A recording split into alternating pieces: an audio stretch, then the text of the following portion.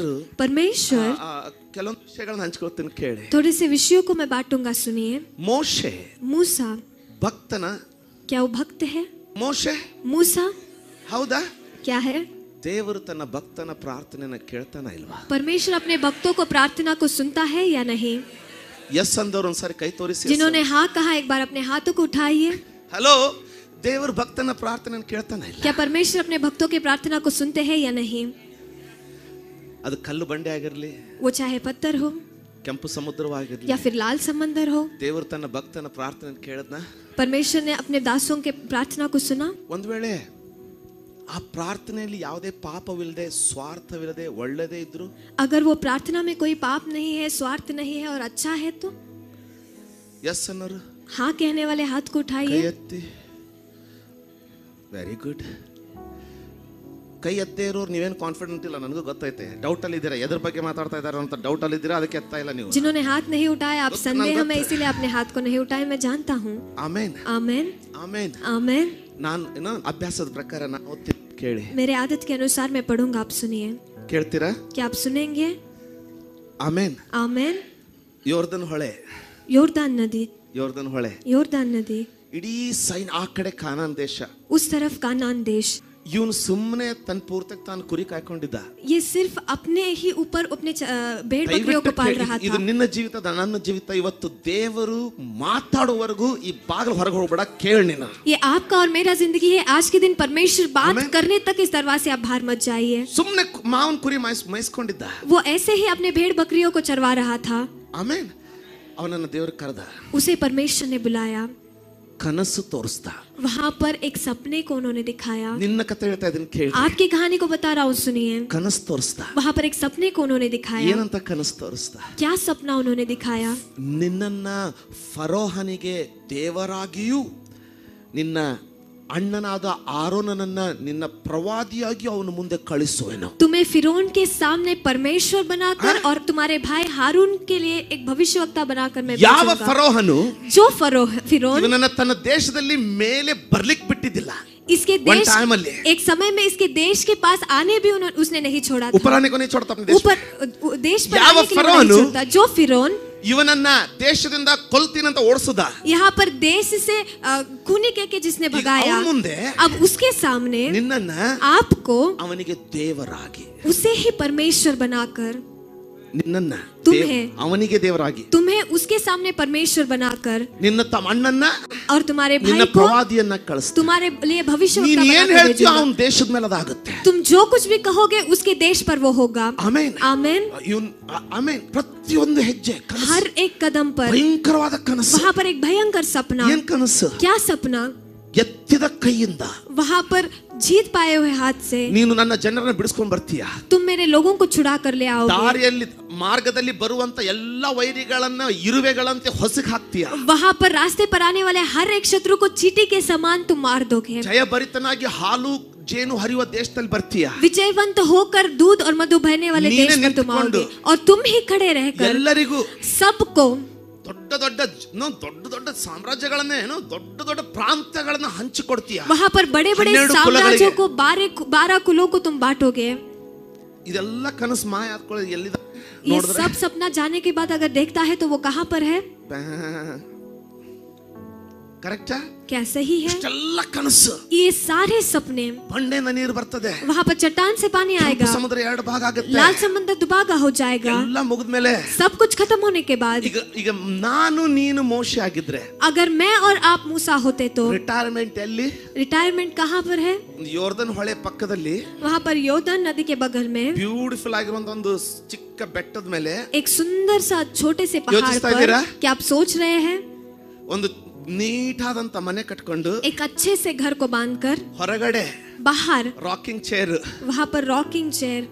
ಯಾಕೆ? क्यों? ಹಾಲು ಜೇನು ಹರಿಯೋ ದೇಶ, वहाँ पर दूध और मधु बहने वाला देश, ಪರಿಶ್ರಮ ಮುಗೀತು. वहाँ पर परिश्रम खत्म हो चुका है ಫುಲ್ ಸೆಟಲ್ಮೆಂಟ್. और यहाँ पर परिपूर्ण सेटलमेंट. ಎಷ್ಟು ಜನ ಕೇಳ್ತಾ ಇದ್ರೆ? कितने लोग आप सुन रहे हैं? ಹೇಳೋದು ಅರ್ಥ ಆಗ್ತಾ ಇದೆ? अभी भी कितने लोगों को समझ आ रहा है? ಆಮೆನ್. आमेन. ಸ್ವಲ್ಪ ಗಟ್ಟಿಯಾಗಿ थोड़ा सा जोर से ಆಮೆನ್. आमेन. ಈ ರಿಟೈರ್ಮೆಂಟ್ ಕನಸು ये रिटायरमेंट का सपना ಎಲ್ಲ ದೇವರು ಹೇಳ್ದಂಗೆ ಆಯ್ತು. जो कुछ परमेश्वर ने कहा उसी तरह हुआ. ಪರ್ಫೆಕ್ಟ್. वहाँ पर परिपूर्णता से ಯೋರ್ದನ್ ಹೊಳೆಗೆ ಬಂದ್ರು. वहाँ पर योर्दन तालाब के पास हुआ है. ಎಡವಟ್ಟಾಯ್ತು. वहाँ पर कुछ उल्टा हुआ.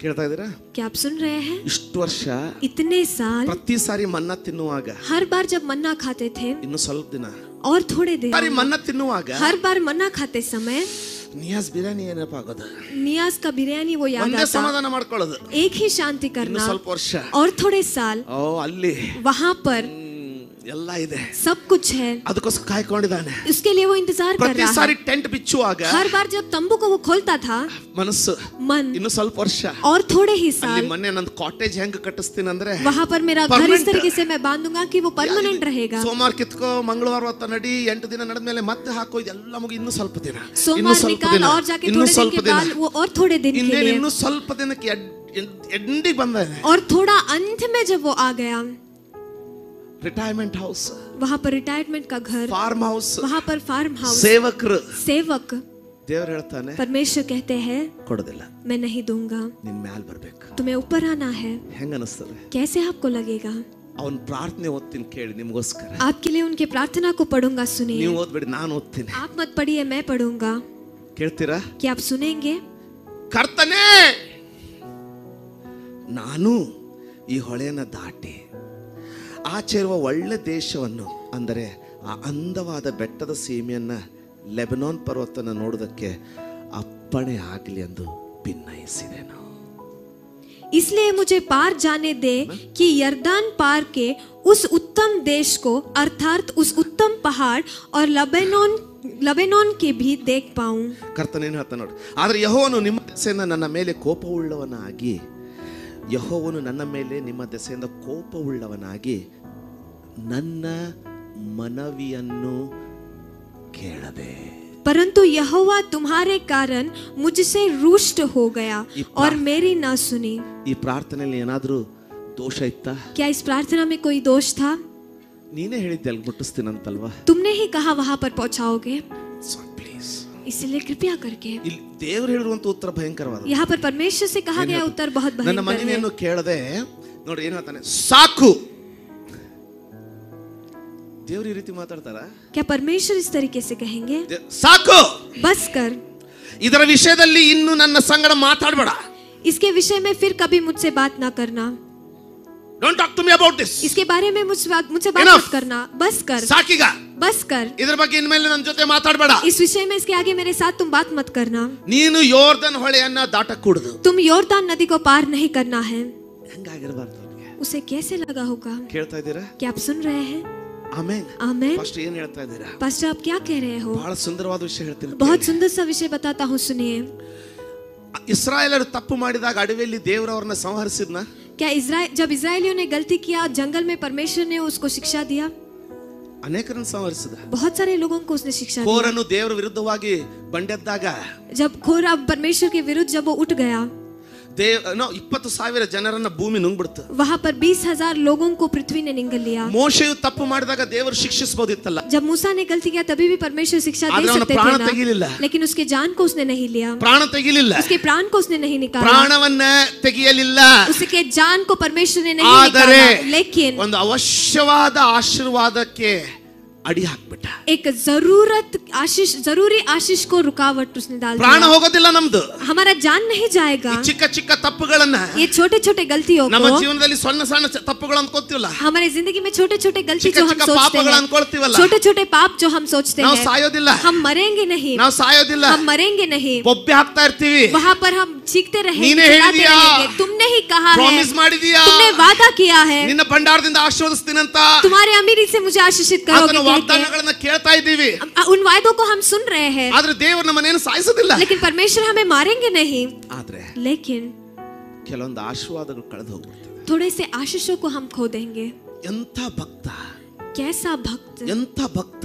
किस तरीके का भक्त. ನಿನ್ನ ಅವನಿಗೆ ಹೋಲಿಸ್ಕೋಬಹುದಾ ನೀನು? क्या आप उनकी तुलना में आ सकते हैं? ಸಾಧ್ಯನೇ ಇಲ್ಲ. संभव ही नहीं है. ಅಂಥ ಭಕ್ತ, उस तरीके का भक्त, ಎಲ್ಲ ಮಾಡ್ದ, सब कुछ उसने किया. ಕರೆಕ್ಟಾ? क्या सही है? ಆದ್ರೆ ತಪ್ಪು लेकिन गलती ಆದಾಗ, जब हुआ, ತಪ್ಪಾದಾಗ जब गलती उसके हाथ से हुआ, ಅವನು ಸಾಯಲಿಲ್ಲ. वो मरा नहीं. ಅದು ಕೃಪೆ. लेकिन वो कृपा है। ಬೇರೆಯವರು ಸತ್ರು, दूसरे लोग मर गए ಯಾಕೆಂದ್ರೆ ಭಕ್ತಿ ಇರಲಿಲ್ಲ. क्योंकि उनके अंदर भक्ति नहीं था। ನೀನು ಜೀವಿಸಿದ್ಯಾ, लेकिन आप जिंदा हो, ಸಾಯಲಿಲ್ಲ. आप नहीं मरे। ಯಾಕೆ ಗೊತ್ತಾ? क्यों आप ನಿನ್ನ जानते ಮಕ್ಕಳು हो? ಸಾಯಲಿಲ್ಲ, आपके बच्चे नहीं मरे, ನಿನ್ನ ಗಂಡ ಸಾಯಲಿಲ್ಲ, आपके पति नहीं ನಿನ್ನ मरे, ಹೆಂಡತಿ ಸಾಯಲಿಲ್ಲ. आपकी पत्नी नहीं ಯಾಕೆ मरी। ಗೊತ್ತಾ? क्यों आप जानते हो? ಇನ್ನೂ ಕೃಪೆ. अभी भी कृपा, ಆದ್ರೆ लेकिन ಕೃಪೆ ಅನ್ನೋದು कृपा जो है ತಪ್ಪುಗಳನ್ನು ಮುಚ್ಕೊಳ್ಳೋದು ಮಾತ್ರ ಅಲ್ಲ. वो गलतियों को छुपाना ही नहीं। ಕೇಳಿ ಸ್ವಲ್ಪ. थोड़ा सा सुनिए। ಆದ್ರೆ लेकिन ಒಂದು ಆಶೀರ್ವಾದ ಕೈ ಬಿಟ್ಬಿಡ್ತು. एक आशीष हाथ से छूट गया।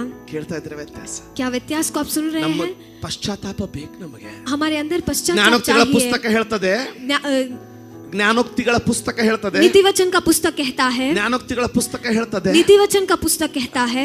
ಆಮೆನ್. ಕೇಳ್ತಾ आमेन। ಇದ್ದೀರಾ? क्या आप सुन रहे हैं? ಜ್ಞಾನೋಕ್ತಿಗಳ ಪುಸ್ತಕ ಹೇಳ್ತದೆ, नीति वचन का पुस्तक कहता ತನ್ನ है, ಪಾಪಗಳನ್ನ ಮುಚ್ಚಿಟ್ಟುಕೊಳ್ಳುವವನು ದ್ರೋಹಿಯಾಗಿದ್ದಾನೆ, ಅದರವನ್ನ ಅರಿಕೆ ಮಾಡಿ ಬಿಟ್ಟು ಬಿಡುವವನಿಗೆ ಯೆಹೋವನ ದಯೆಯು ದೊರಕುವುದು.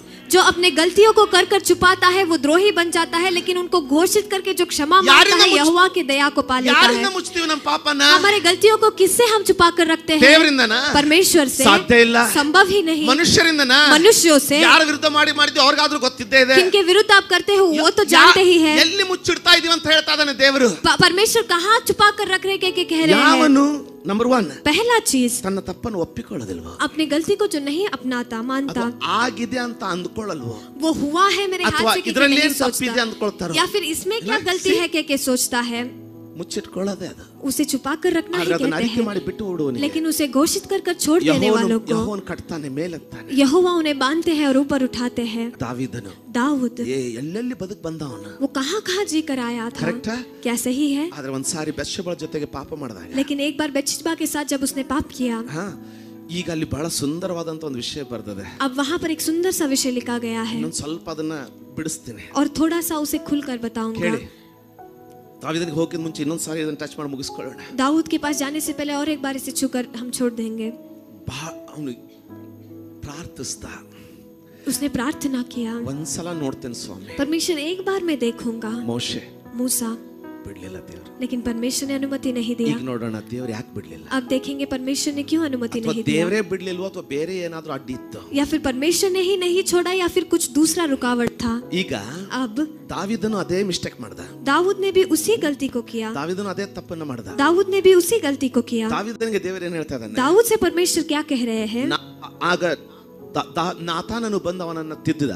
नातान जब उसके पास आकर उसे सीख रहा है, ठीक कर ದಾವೀದನು रहा है, ನಾತಾನನಿಗೆ ನಾನು ಯೆಹೋವನಿಗೆ ವಿರುದ್ಧವಾಗಿ ಪಾಪ ಮಾಡಿದ್ದೇನೆ ಎಂದು ಹೇಳಿದನು. ತಕ್ಷಣ ನೋಡಿ, ನಾತಾನನು ಅವನಿಗೆ ಯೆಹೋವನು ನಿನ್ನ ಪಾಪವನ್ನು ಕ್ಷಮಿಸಿದ್ದಾನೆ, ನೀನು ಸಾಯುವುದಿಲ್ಲ. नातान ने दाऊद से कहा, यहोवा ने तेरे पाप को दूर किया है, तू न मरेगा। ಆದರೂ ನೀನು ಈ ಕೃತ್ಯದಿಂದ, ಈಗ ಮುಂದಿನ ವಚನ ಬಹಳ ಅದ್ಭುತವಾದದ್ದು. ಇದು 2 ಸಮುವೇಲ 12:14 ಬರೆಯಲ್ಪಟ್ಟಿದೆ. दूसरे समूएल का पुस्तक उसका 12वां अध्याय 14वें वचन में लिखा गया ಈಗ है। ಹಿನ್ನೆಲೆ ಮುಗಿಯಿತು, ಈಗ ಸಂದೇಶ ಪ್ರಾರಂಭ ಆಗುತ್ತೆ. ಉದ್ದವಾದದ್ದಲ್ಲ, ಮುಗಿಸೋ ಸಂದೇಶ ಈಗ ಪ್ರಾರಂಭ ಆಗುತ್ತೆ. अब समाप्त करने वाला संदेश अब प्रारंभ होगा। ನೋಡಿ, देखिए, ಒಂದು ಪ್ರಶ್ನೆ ಕೇಳ್ತೀನಿ. एक सवाल मैं पूछूंगा, ದೇವರಿದ್ದಾನ? क्या परमेश्वर है? ಎಷ್ಟು ಜನ ಅಂತ ಹೇಳಿ ದೇವರಿದ್ದಾನೆ? कितने लोग कहेंगे कि परमेश्वर है? ಅದ್ಭುತ, ವೆರಿ अच्छा है। ನಿನಗೆ ದೇವರಿದ್ದಾನ? क्या आपके लिए परमेश्वर है? ಹೌದಾ? ನಿನಗೆ ದೇವರಿದ್ರೆ ಗೊತ್ತಾ ನಿನ್ನ ಜೀವನ ಹೆಂಗಿರ್ತಿರ್ಲಿಲ್ಲ? अगर आपके लिए परमेश्वर थे तो आपका जिंदगी ऐसे नहीं रहता। ನಿನಗಿದ್ದಾನ?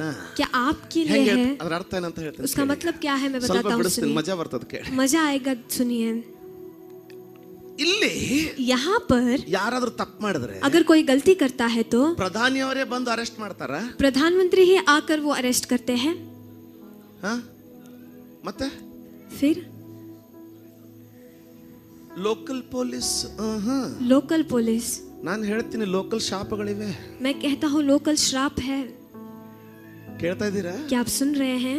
ಕೇಳ್ತಾ ಇದ್ದೀರಾ? क्या आप सुन रहे हैं? ಇಂಟ್ರೆಸ್ಟಿಂಗ್ ಬರ್ತದೆ ಕೇಳಿ.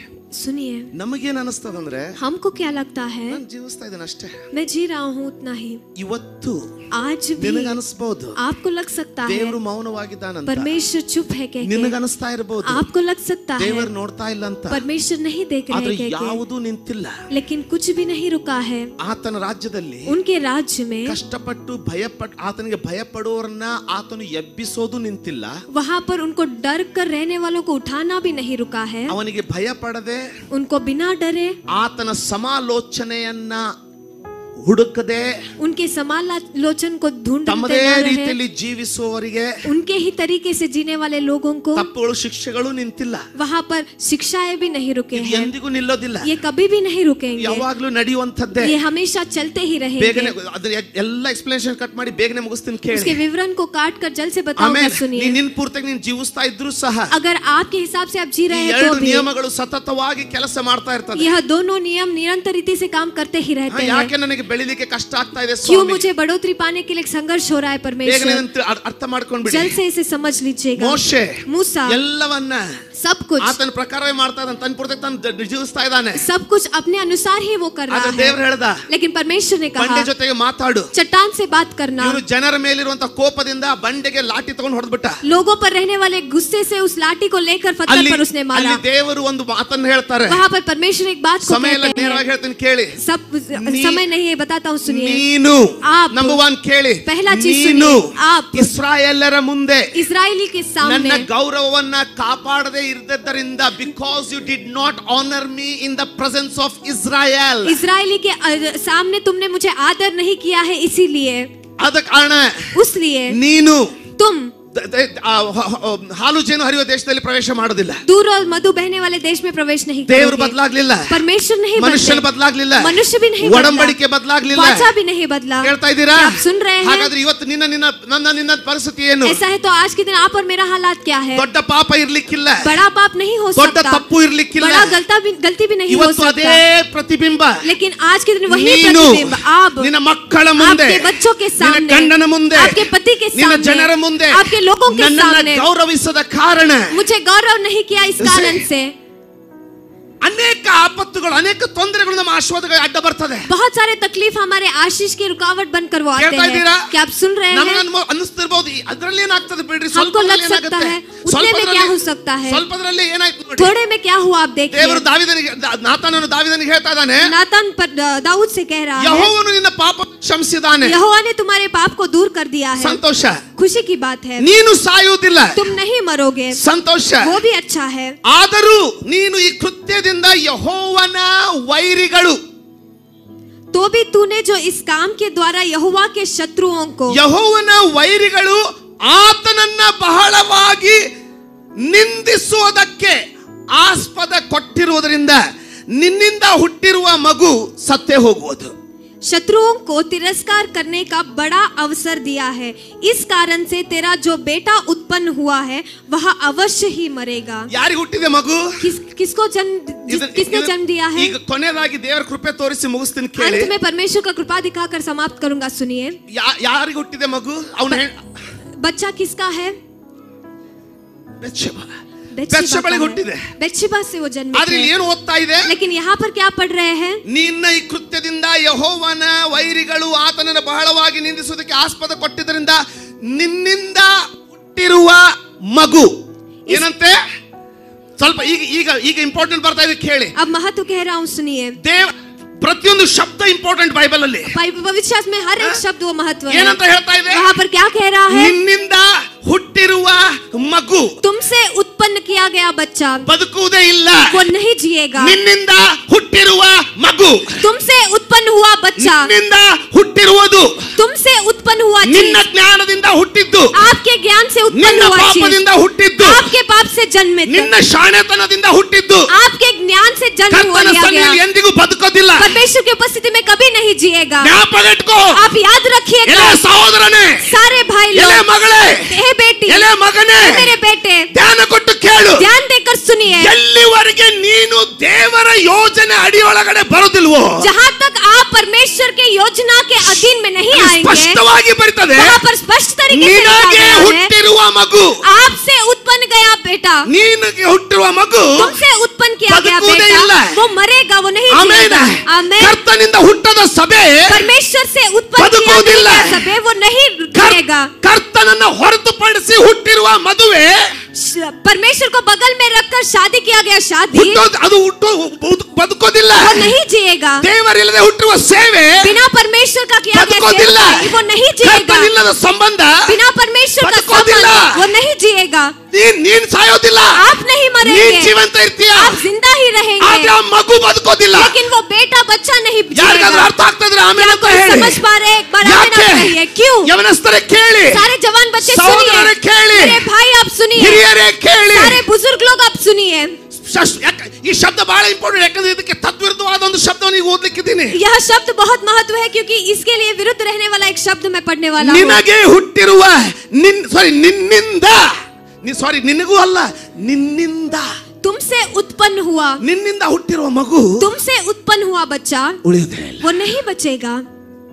ಕೇಳಿದ್ರ? क्या आपने सुना? ಅಂದ್ರೆ ದೇವರಷ್ಟು ಕಠೋರನ? उसका मतलब क्या परमेश्वर इतने कठोर है? ಅದಕ್ಕಿಂತ ಮುಂಚೆ ಹೇಳಿದ ಒಂದು ಶಬ್ದ ಹೇಳಿದ, उससे पहले एक शब्द उन्होंने बताया, ನೀನು तुम ಯೆಹೋವನ ವೈರಿಗಳಿಗೆ, यहोवा के शत्रुओं को, ಯೆಹೋವನ ವೈರಿಗಳಿಗೆ, यहोवा के शत्रुओं को, ಯೆಹೋವನನ್ನ ನಿಂದಿಸೋದು यहोवा को निंदा करना। ಎಷ್ಟು ದಮ್ ಇರ್ಬೇಕಂತೀನಿ, कितना दम रहेगा, ಎಷ್ಟು ಶಕ್ತಿ ಇರ್ಬೋದು ಅವನಿಗೆ, कितना शक्ति उसके ಎಷ್ಟು अंदर रहेगा, ಎಷ್ಟು ಬಂಡುತನ ಇರ್ಬೋದು. कितना जिद्दीपन उसमें ಯೆಹೋವನ रहेगा। ವೈರಿ ಯಾರು? यहोवा के शत्रु कौन है? ಹೇಳಿ, ಯೆಹೋವನ ವೈರಿ ಯಾರು? यहोवा के शत्रु कौन है? ಹಿಂಗ್ಯಾಕ್ರಿ ಸತ್ರ ಏನಾದ್ರ? ಹಲೋ, ಓಯ್, ಯೆಹೋವನ ವೈರಿ ಯಾರು? यहोवा के शत्रु कौन है? ಗಟ್ಟಿ ಹೇಳಪ್ಪ. ಅವನ ಮುಂದೆ ನಿಂತ್ಕೊಳ್ಳಿಕ್ಕೆ ಆಗತ್ತಾ? उसके सामने क्या वो खड़े हो सकता है? ಸಾಧ್ಯನೇ ಇಲ್ಲ. संभव ही नहीं। ಆಮೇನ್. ಎಷ್ಟು ಧೈರ್ಯ ಅವನಿಗೆ, कितना हिम्मत उसके अंदर। ಯಾವಾಗ? कब? ಯಾವಾಗ ಯೆಹೋವನ ಮಕ್ಕಳು, जब यहोवा के बच्चे ದಾವೀದನು, दाऊद ದಾವೀದನು ತಪ್ಪು ಮಾಡುವಾಗ, जब दाऊद गलती किया है, ಕೇಳ್ತಾ ಇದ್ದೀರಾ? क्या आप सुन रहे हैं? ಇವ್ನು ಅಷ್ಟು ಧೈರ್ಯ, ಪಾಸಲ್ಲ ಹೇಳಿದೀನಿ, ಅದ್ರ ಇಂಪಾರ್ಟೆಂಟ್ ವಿಷಯಕ್ಕೆ ಬರ್ತಾ ಇದ್ದೀನಿ. ಅದರಲ್ಲಿ ಏನೋ ಎಷ್ಟು ಧೈರ್ಯ ನೋಡಿ. कितना हिम्मत आप देखिए, ನಿನ್ನ ಮಕ್ಕಳು, तुम्हारे बच्चे। ಈಗ अब ದೇವರು ಪ್ರೀತಿಸುವ ತಂದೆ, परमेश्वर प्यार करने वाले पिता है, ಕ್ಷಮಿಸುವ ದೇವರು, क्षमा करने वाले परमेश्वर ಅದ್ರ है। ಜೊತೆ ನಿಮ್ಗೆ ಗೊತ್ತಾ ಆತನು ನ್ಯಾಯಾಧಿಪತಿಯೂ ಆಗಿದ್ದಾನೆ. उसके साथ वो न्यायाधिपति भी है। क्या आप ಎಲ್ಲರೂ ಏನ್ जानते हो? ಅನ್ಕೊಂಡಿದ್ದಾರೆ? सब क्या सोचते ಅವನ हैं? ನ್ಯಾಯ ಕೊನೆಗೆ ಎಲ್ಲರೂ ಸತ್ತ ಮೇಲೆ ಸ್ಟಾರ್ಟ್ ಆಗುತ್ತೆ. उनका न्याय सब मरने के बाद अंत में प्रारंभ ಇಲ್ಲ, होगा। नहीं, ಅವನ न्याಯ उनका न्याय ಆದಿಕಾಂಡದಿಂದಲೇ ಸ್ಟಾರ್ಟ್ ಆಯ್ತು. उत्पत्ति के पुस्तक से ही प्रारंभ हो चुका ಕಾಯಿನನೇ, है। काइन, ನಿನ್ನ ತಮ್ಮನಾದ ಏಬೇಲನಲ್ಲಿ तुम्हारे भाई एबेल कहाँ पर ಅವನ है? ರಕ್ತವು उसका लहू ಭೂಮಿಯಿಂದ पृथ्वी से ನನ್ನನ್ನು ಕೂಗಿಕೊಳ್ತದೆ. मुझे चीख चीख कर पुकार रहा ನೀನೇನ್ है। ಮಾಡಿದ್ದಿ? तुमने क्या कर दिया है? ಆತನ ನ್ಯಾಯ उनका न्याय ಅಲ್ಲಿಂದಲೇ ಪ್ರಾರಂಭವಾಯಿತು. वहां से ही प्रारंभ हो चुका ನೀನು है। ಆತನ ರಕ್ತವನ್ನು ಸುರಿಸಿದ್ದರಿಂದ, आप उनके लहू को बहाया ही इसीलिए, ನೀನು ಆತನ ರಕ್ತವನ್ನು ಸುರಿಸಿದ್ದರಿಂದ आपने उनके लहू को बहाया इसीलिए ದೇಶದಲ್ಲಿ ತಿರುಗುವನಾಗಿರ್ತೀಯಾ. देश में घूमने भटकने वाला तुम बनोगे। ದೇವಿಗೆ ಈ ಐಡಿಯಾ ಎಲ್ಲಿಂದ ಬಂತು? यहोवा को यह योजना कहाँ से आया? ತಿರುಗೋನ್ನ ಮಾಡ್ಬೇಕಂತ. इसे भटकता ಅಂದ್ರೆ इंसान ದೇವರು करने ಶಾಪ के लिए। ಕೊಡೋಣ? उसका मतलब क्या परमेश्वर ಒಂದೇ शाप ನಿಮಿಷ, देने वाले हैं? एक ಒಂದೇ ही ನಿಮಿಷ मिनट, ಅರ್ಥ ಆಗ್ಬಿಡುತ್ತೆ ಈಗ. ये अब समझ आएगा, ಕ್ಲಿಯರ್ ಅರ್ಥ ಆಗುತ್ತೆ. स्पष्ट तरीके से समझ आएगा। ಆಮೇನ್. आमेन। ಇನ್ನೂ ನನ್ನ ಜೊತೆಗಿದ್ರೆ ಒಂದ್ಸರಿ ಆಮೇನ್ ಅಂತ अभी भी मेरे ಹೇಳ್ತೀರಾ? साथ है तो एक बार आमेन आप कहिए। ಆತನು ನ್ಯಾಯಾಧಿಪತಿ. वह न्यायाधिपति ಇದನ್ನ है। ಒಂದ್ಸರಿ ತಿಳಿಸಿದೀನಿ, इसे एक बार मैंने ಇದನ್ನ समझाया ಪುನರಾವರ್ತಿಸ್ತಾ है, ಇದ್ದೀನಿ. इसे वापस मैं दोहरा ಯಾಕಂದ್ರೆ रहा ಅದರ हूँ ನಂತರ ಸುಂದರವಾದದ್ದನ್ನ ಕರ್ತನು क्योंकि ನುಡಿಲಿಕ್ಕಿದ್ದಾರೆ. उसके बाद एक सुंदर चीज परमेश्वर बात करने वाले हैं। ನ್ಯಾಯಾಧಿಪತಿ, न्याय देने वाले ಯಾರಾದ್ರೂ परमेश्वर। ಹೇಳ್ರಿ ನ್ಯಾಯಾಧಿಪತಿ. कोई तो कहिए न्यायाधिपति, ನ್ಯಾಯ ಕೊಡುವವನು न्याय देने वाले परमेश्वर। ಅಲ್ವಾ? ನ್ಯಾಯ ಕೊಡುವವನು न्याय देने वाले परमेश्वर ಪ್ರಾಮಾಣಿಕನಾಗಿ ಕೊಡ್ಬೇಕಾ, ಅಪ್ರಾಮಾಣಿಕನಾಗಿ ಕೊಡ್ಬೇಕಾ? वो ईमानदारी से देना है या फिर ऐसे ही देना है? ಪ್ರಾಮಾಣಿಕನಾಗಿ ಕೊಡತಕ್ಕದಷ್ಟೇ ತಾನೇ. वो ईमानदारी से ही देना है ना? ಅದನ್ನ ನೇಮಿಸಿದವರು ಯಾರು? उनको नियमित करने वाले कौन है? ದೇವರು ತಾನೇ. ಪ್ರಾಮಾಣಿಕತೆಯನ್ನು ನೇಮಿಸಿದವನು ದೇವರು ತಾನೇ. ईमानदारी को नियमित करने वाले परमेश्वर ही ಈಗ है ना? ಅವನು अब वह ನ್ಯಾಯವನ್ನ न्याय को ತನ್ನ ಎಲ್ಲಾ ಸೃಷ್ಟಿಗೆ उनके सारे रचना को ಪ್ರಾಮಾಣಿಕವಾಗಿ ಕೊಡ್ತಾನ. ईमानदारी से वो देंगे 100%. वो 100%। ಆಮೆನ್. आमेन। ಹಾಗಾದ್ರೆ ऐसा है तो ಆತನ ವೈರಿ उनके शत्रु ಸೈತಾನನು शैतान ಯಾರ ಸೃಷ್ಟಿ? किनके सृष्टि है? ಆತನ ಸೃಷ್ಟಿ ತಾನೆ. परमेश्वर की ही सृष्टि है ना? ಅವನಿಗೂ ಪ್ರಾಮಾಣಿಕವಾದ ನ್ಯಾಯ ಕೊಡ್ತಾನ. उसको भी ईमानदारी का न्याय परमेश्वर देंगे, ಕೊಡ್ಲೇಬೇಕು. देना ही ಇಲ್ಲ पड़ेगा। ಅಂದ್ರೆ ಸೈತಾನ್ ನಿಂತ್ಕೊಂಡು ಹೇಳ್ತಾನೆ, नहीं तो शैतान खड़े होकर कहेगा ದೇವ್ರಂತೆ परमेश्वर, ಅವ್ರಿಗೊಂದು उनको एक ನನಗೊಂದು. न्याय और मुझे एक न्याय। ಎಷ್ಟು ಜನ ಈಗ ಸ್ಟಾರ್ಟ್ ಆಯ್ತು ಕೇಳಿ. अब प्रारंभ हुआ है, सुनिए। अंतना ಇಲ್ಲ. ऐसे कहेगा या नहीं? ಆಮೆನ್. आमेन। ಆಮೆನ್ आमेन ಆಮೆನ್ आमेन ಆಮೆನ್ आमेन ಆಮೆನ್ आमेन। ಅರ್ಥ ಆಗ್ತಾ ಇದೆಯಾ ನಾನು क्या आप ಹೇಳೋದು? समझ पा रहे हैं जो मैं कह रहा हूँ? ಆಮೆನ್ आमेन। ಒಂದ್ ಸಾರಿ एक बार ಏನೋ ಬ್ರದರ್ ಪೌಲ್ ಇದ್ದಾಗ जब भाई पॉल थे, ಅವ್ರ ಮಕ್ಕಳನ್ನ ಚಿಕ್ಕವರಿದ್ರು. उनके बच्चे अभी भी छोटे थे। ಇದೀರಾ क्या आप यहीं पर है? ಇದೀರಾ क्या आप यहीं पर है? ಒಂದು ಸಭೆಯಿಂದ एक कलीसिया ಆ ಸಭೆ से, ಬಹಳ ಐಶ್ವರ್ಯ ಉಳ್ಳದ್ದು. वह कलीसिया बहुत अमीर है। ಬ್ರದರ್ ಪೌಲ್ ಅವ್ರಿಗೆ ಬಹಳ ರೆಸ್ಪೆಕ್ಟ್ ಕೊಟ್ಟು ಮಾತಾಡೋರು. भाई पॉल बहुत इज्जत से उनसे बात करते ಯಾಕಂದ್ರೆ हैं, ಒಳ್ಳೆ ಪಾಸ್ಟರ್, क्योंकि अच्छे से पास्टर वो थे। ಗೌರವಾನ್ವಿತ ಪಾಸ್ಟರ್, वहाँ पर गौरव पूर्वक पास्टर ಉತ್ತಮವಾದ थे, ಪಾಸ್ಟರ್. एक उत्तम पासवान वो थे। ಅವರ ಸಭೆಯಿಂದ उनके कलीसिया से ಒಬ್ಬನು एक लड़का ಇವ್ರ ಮಕ್ಕಳಿಗೆ ಗಿಟಾರ್ ಕಲಿಸ್ಲಿಕ್ಕೆ ಬಂದ. इनके बच्चों को गिटार सिखाने के लिए वो ಇವ್ರಿಗೆ आया। ಬಹಳ ಖುಷಿ. इनको बहुत खुश हुआ। ಒಳ್ಳೆ ಸಭೆಯಿಂದ ಕೇಳಿ, अच्छे कलीसिया ಒಳ್ಳೆ से, ಸಭೆಯಿಂದ, अच्छे कलीसिया से, ಒಳ್ಳೆ ಪಾಸ್ಟರ್ ಅವರಿಂದ अच्छे पास्टर के ನನ್ನ पास से ಮಕ್ಕಳಿಗೆ मेरे बच्चों के ಗಿಟಾರ್ लिए ಕಲಿಸ್ಲಿಕ್ಕೆ ಟೀಚರ್ ಬರ್ತಾರೆ. गिटार सिखाने के लिए टीचर आएंगे। ದಿನ ಹೋಯ್ತು. दिन बीतते गए। ಕೆಲವೇ ದಿನಗಳಲ್ಲಿ थोड़े ही दिनों में ಒಂದು ದಿನ ಅವ್ರ ಮಗಳು एक दिन उनकी बेटी ಪಾಪ ಮಾತಾಡ್ಬೇಕಂದ್ಲು. पापा बात करना है ಏನಂತ कैसे? ಕೇಳಿದ್ರೆ क्या है कि जब ಅವಳು उन्होंने पूछा, ಹೇಳ್ತಾಳೆ, वो कहती है, ಈ ಟೀಚರ್ ಅಸಹ್ಯ ಮಾತಾಡ್ತಾನೆ. यह टीचर बहुत ही असह्य बात करते हैं। ಹುಡುಗಿ ಅನ್ನೋದನ್ನ ವಿಚಾರ ಮಾಡ್ದನೆ ये लड़की है कि सोचे बिना ही ಅಲ್ಲ ಸಲ್ಲದನ್ನ ಮಾತಾಡ್ತಾನೆ. बहुत अनावश्यक सही चीजें बात कांता ಇಲ್ಲ. करते हैं। मुझे अच्छा नहीं लग ಈ रहा। ಅಪ್ಪ ಏನ್ ಮಾಡಿದ್ರು यह पिता ने क्या किया ಕೇಳಿ. सुनिए। ಮಾರನೇ ದಿನ अगला ಅವ್ನು दिन ಬರೋವರೆಗೂ ಸುಮ್ಮನಿದ್ದು, वो आने तक चुप रहकर, ಬಂದ್ಮೇಲೆ वह आने के बाद ನೇರವಾಗಿ ಅವನ ಕುತ್ತಿಗೆ सीधे तरीके से उनका गला, ಗೊತ್ತಲ್ಲ ಅವ್ರು ಹೆಂಗಿದ್ರು ಅಂತ, ನೇರವಾಗಿ ಕುತ್ತಿಗೆ ಹಿಡಿದು ಕುಂದ್ರಿಸಿದ್ರು. वहां पर उसके गले को पकड़कर बिठाया। ಹಿಂಗೆ ಕೂತಿರ್ಬೇಕಷ್ಟೇ. ऐसे ही तुम्हें बैठे रहना है। ನೇರವಾಗಿ ಅವ್ರ ಪಾಸ್ಟರ್ಗೆ ಹೋಲ. सीधे तरीके से उनके पास्टर को ಇಲ್ಲಿವರೆಗೂ ಆ फोन किया। ಪಾಸ್ಟರ್ಗೆ ಗೌರವ ಕೊಟ್ಟು यहाँ तक उस पास्टर को आदर मिलता ಪಾಸ್ಟರ್ था। ಏನಾದ್ರು ಮಾಡಿದ್ರ? पास्टर ने कुछ किया? ಇಲ್ಲಿವರೆಗೂ ಆ ಪಾಸ್ಟರ್ ಜೊತೆಗೆ ಇವ್ರು ಮಾತಾಡಿದ್ದಿಲ್ಲ. अभी तक पास्टर के साथ इन्होंने बात भी नहीं किया ಪಾಸ್ಟರ್ ತಪ್ಪು था। ಮಾಡಿದ್ರ? क्या पास्टर ने गलती किया? ಅರ್ಥ ಆಗ್ತಿದಲ್ಲ? क्या आप समझ पा रहे ಸಮಯಕ್ಕೋಸ್ಕರ हो? ಬೇಗ ಬೇಗ ಹೋಗ್ತಾ ಇದ್ದೇನೆ. समय के लिए जल्दी जल्दी मैं बता रहा हूँ। ಇಲ್ಲಿವರೆಗೂ यहाँ ಆ तक ಪಾಸ್ಟರ್ ಜೊತೆಗೆ ಬಿರುಸಾಗಿ ಮಾತಾಡಿದವನು उस पास्टर के साथ कठोरता से बात ही नहीं किया ಆ था। ಪಾಸ್ಟರ್ ಏನಾದ್ರು ಮಾಡಿದ್ರ? उस पास्टर ने कुछ किया? ಕೇಳಿ ಹೇಳ್ತೀನಿ. सुनिए मैं बताता ಫೋನ್ ಮಾಡಿ हूँ। ಹೇಳ್ತಾನೆ, फोन कर कर वो कहते 10 हैं, ನಿಮಿಷದಲ್ಲಿ ನೀನ್ ಇಲ್ಲಿ ನಮ್ಮ ಮನೆಯಲ್ಲಿ ಬರ್ದೇ ಹೋದ್ರೆ ನಿನ್ನ ಚರ್ಚ್ ಮೆಂಬರ್ನ ಇಲ್ಲೇ ಸಿಗದು ಹಾಕ್ತೀನಿ. अगर 10 मिनट में तुम यहाँ पर नहीं आओगे तो तुम्हारे चर्च के सदस्य को यहीं पर मैं मार दूंगा। ಪಾಸ್ಟರ್ ಏನಾದ್ರು ತಪ್ಪು ಮಾಡಿದ್ರ? क्या पास्टर ने कुछ गलती किया है? ಬೇಗ ದೇವ್ರ ಏನಾದ್ರು ತಪ್ಪು ಮಾಡಿದ್ನ? क्या परमेश्वर ने कुछ गलती किया ಜನ है? ಹೇಳ್ತಾರೆ. लोग कहते हैं। ನಿನ್ನೆ ಒಬ್ರು ನಾನು 2 ದಿನದಿಂದ ಒಬ್ರು ಹೇಳ್ತಾ ಇದ್ರು, 2 दिन पहले जब मैं गया था ಪಾಸ್ಟ್ರೇ, कह रहे थे, पासवान ನನ್ನ जी ಕೈಯಿಂದ ತಪ್ಪಾಗ್ಬಿಡ್ತು. मेरे हाथ से गलती हो गया। ದೇವರು ನನಗೆ ಆಗ್ಲಿಕ್ಕೆ ಯಾಕೆ ಬಿಟ್ಟ? परमेश्वर ने, ಎಲೆ ಹುಚ್ಚ, हे पागल, ದೇವರು ನನಗೆ ಆ ಪಾಪನ ಮಾಡ್ಲಿಕ್ಕೆ ಯಾಕೆ ಬಿಟ್ಟ? परमेश्वर ने उस पाप करने के लिए मुझे क्यों ಎಲೆ छोड़ा? ಹುಚ್ಚ, हे पागल, ದೇವರು ನಿನಗೆ ಸ್ವಸ್ಥ ಬುದ್ಧಿ ಅನ್ನೋದನ್ನ ಕೊಟ್ಟಿದ್ದಾನೆ. परमेश्वर ने तुम्हें स्व बुद्धि दी ದೇವರು है। ನಿನಗೆ ಮಾರ್ಗವನ್ನು ತಪ್ಪಬಾರದೆಂಬುದಾಗಿ ತನ್ನ ಬೋಧನೆಗಳನ್ನು ಕೊಟ್ಟಿದ್ದಾನೆ. गलत रास्ते में नहीं जाना है कि अपने प्रचार को, अपने पुस्तक को उन्होंने दिया है। ಇನ್ನು ತಾನೇ ಇಳಿದು ಬಂದು, अब वह खुद उतर आकर, ತಾನೇ ಇಳಿದು ಬಂದು वह खुद उतर ಒಂದು आकर ಡೋಬರ್ಮನ್ ನಾಯಿ ತರ ನಿನಗೊಂದು ಬೆಲ್ಟ್ ಹಾಕಿ ಹಿಡ್ಕೊಂಡು ಅಡ್ಡಾಡೋದಾಗಿದ್ರೆ, डोबरमैन कुत्ते के जैसा बेल्ट आकर आपको पकड़कर घूमना है तो ಆತನ ಸ್ವಂತ ಮಗನು ಕ್ರೂಜ್ ಮೇಲೆ ಯಾಕೆ ಸಾಯ್ಬೇಕಿತ್ತು? उसका अपना इकलौता बेटा क्रूस पर ದೇವರು क्यों ನಿನಗೆ करना ಬುದ್ಧಿ था? ಕೊಟ್ಟವನೇ. परमेश्वर ने आपको बुद्धि दिया है। ಬೇರೆಯವ್ರ ಬಗ್ಗೆ ಮಾತಾಡಬೇಡ ಅಂತ ತಿಳುವಳಿಕೆ ಕೊಟ್ಟವನೇ. दूसरों के बारे में बात मत करना के समझ दिया है। ಯಾಕೆ? क्यों? ಇಲ್ಲದೆ ಹೋದ್ರೆ नहीं तो ಆತನ ವೈರಿ उनके शत्रु ಬ್ರದರ್ ಪೌಲ್ ತರ भाई पौल के जैसे ಅವನ ಮುಂದೆ ನಿಂತ್ಕೊಳ್ಳಿಕ್ಕೆ ಆಗದವನು. उनके सामने नहीं खड़े होने ಈಗಲೇ ನೀನು ಬೆಳಗಾವಿಗೆ ಬರ್ಬೇಕೀಗ. अभी ही तुम्हें बेलगाम उतर कर आना है। ಹೋದ್ರೆ अगर नहीं तो ದಾವೀದನನ್ನ ಕೊಂದಾಕ್ತೀನಿ. दाऊद को मैं मार दूंगा। ಅದಕ್ಕೆ ನೇತನ್ ಹೇಳ್ತಾ ಇದ್ದಾನೆ, इसीलिए नामान कह रहा है ನೀನು ಸಾಯೋದಿಲ್ಲ. तुम नहीं मरोगे। ಯಾಕೆ ಗೊತ್ತಾ? क्यों आप जानते हो? ಆತ್ಮಮಂಡಲದಲ್ಲಿ आत्मिक क्षेत्र ಶೈತಾನನು में शैतान ಕತ್ತಿ ಹಿಡಿದು वहाँ पर तलवार पकड़कर ದಾವೀದನನ್ನ दाऊद को ದೇವರಿಗೆ ಹೇಳ್ತಾ ಇದ್ದಾನೆ, ಕೇಳು, परमेश्वर से कह रहे ಈಗಲೇ ನೀನು ಇಲ್ಲಿ ಬರ್ಬೇಕು. अभी ही तुम्हें यहाँ पर उतर आना है, ದಾವೀದನನ್ನ ಸೀರೆ ಹಾಕ್ತೀನಿ. नहीं तो दाऊद को मैं काट दूंगा। ಎಷ್ಟು ಸಾರಿ कितने ನಿನ್ನ बार ದೇವರು आपका परमेश्वर ನಿನ್ನನ್ನು ಉಳಿಸಿಕೊಳ್ಳೋದಕ್ಕೆ आपको बचाने के ಈ लिए ಹುಚ್ಚು ನಾಯಿಯ ಧಮಕಿಗೆ यह पागल कुत्ते के धमकी को डर के, खुद के लिए नहीं डरा, वो खुद के लिए नहीं तेरे डरा जिंदगी के लिए डर के लेकिन आपकी जिंदगी के लिए डर के ಎಷ್ಟು ಸಾರಿ ಇಳಿದು ಬಂದ ಅವನು. कितने बार वो उतर आया। ಅದಕ್ಕೆ ದಾವೀದನು ಹೇಳ್ತಾನೆ, ಅದಕ್ಕೆ इसलिए ನೇತನ್ दाऊद ಹೇಳ್ತಾನೆ, कहता, इसलिए नामान कहता है ನಿನ್ನ ನಿಮಿತ್ತವಾಗಿ, तुम्हारे लिए ಲೇ ನಿನ್ನ ದಾವೀದನೇ, ನಿನ್ನ ನಿಮಿತ್ತವಾಗಿ दाऊद तुम्हारे लिए ದೇವರ ಆತ್ಮನಿಗೆ, पवित्र आत्मा देवरिगे, को, परमेश्वर को ಇನ್ಸಲ್ಟ್ ಆಗಿದೆ. वहाँ पर अपमान हुआ। ಮುಟ್ಟಬೇಡ, उसे मत छूना, ಮುಟ್ಟದೆ उसे छुएगा तो ಕೇಳ್ತಾ ಇದ್ದಾರೆ. क्या आप सुन रहे हैं? ಪಾಪ ಪಾಸ್ಟರ್ वह पासवान ನಡ್ಕೊಂತ ಬಂದ್ರು. वो कांपते हुए आ गए, ಯಾಕಂದ್ರೆ ಬ್ರದರ್ ಪೌಲ್ ಎಂತವ್ರು ಗೊತ್ತು ನಿಮಗೆ? क्योंकि भाई पॉल कैसे हैं आप सब ಮರ್ಡರ್ जानते ಕೇಸಲ್ಲಿ हैं। ಒಳಗಿದ್ದವರು, वहाँ ಮರ್ಡರ್ ಕೇಸಲ್ಲಿ ಒಳಗಿದ್ದವರು. मर्डर केस में अंदर जेल में रहने वाले व्यक्ति। ಏನಾಯ್ತು ಪೌಲ್? क्या हुआ भाई पॉल?